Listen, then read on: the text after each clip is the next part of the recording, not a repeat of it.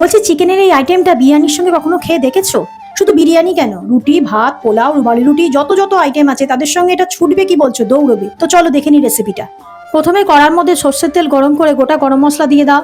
এবার গোটা মশলা, গরম মশলা থেকে গন্ধ ছাড়লে এর মধ্যে পেঁয়াজ বাটা, রসুন বাটা, আদা বাটা, লঙ্কা বাটা, টমেটো বাটা সবকিছু দিয়ে কষিয়ে নাও। তারপরে সমস্ত গুঁড়ো মশলা যেমন ধনে গুঁড়ো, জিরে গুঁড়ো, হলুদ গুঁড়ো, নুন সমস্ত দিয়ে ভালো করে কষিয়ে নাও। তেল ছাড়লে কাঁচা মাংস আর আলু সমস্ত দিয়ে দিয়ে কেচাপ আর একটু গুঁড়ো গরম মশলা দিয়ে ভালো করে নিয়ে স্টিমে দিয়ে দাও প্রেশার কুকারে।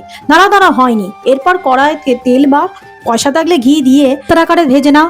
পেঁয়াজগুলো বেরেস্তার আকারে ভাজা হয়ে গেলে ঠান্ডা হলে মিক্সির মধ্যে পেঁয়াজ বেরেস্তা, 1 চামচ পোস্ত, একটু কসুরি মেথি আর টক দই এরম পেস্ট বানিয়ে নাও। এরপর কড়াইয়ের মধ্যে মাংসটা ঢেলে দিয়ে ওই পেস্টটা দিয়ে ভালো করে মিশিয়ে নাও। এবার কেওড়ার জল, গোলাপ জল, একটু মিঠে আতর সবকিছু দিয়ে ভালো করে ফুটিয়ে নিলেই তৈরি এইরকম ধরনের চিকেনের একটা দুর্দান্ত রেসিপি। এইবার বিরিয়ানির সঙ্গে ঘপাত ঘপাত করে মুখে ঢুকিয়ে নাও। তো কেমন লাগলো রেসিপিটা অবশ্যই জানিও।